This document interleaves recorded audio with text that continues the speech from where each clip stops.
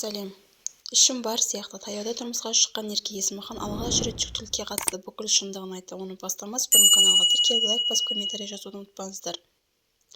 Ішім бар сияқты таяуда тұрмысқа шыққан Ерке Есмахан алғаш рет жүктілікке қатысты бүкіл шындығын айтты.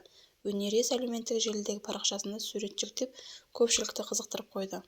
Ерке Есмаханның оқырмандар әншіге аяғы ауыр деп топшылады. Желі қолданушылардың неге суретіңіз аяғыңыз ауыр сияқты деген сұрақ қойды.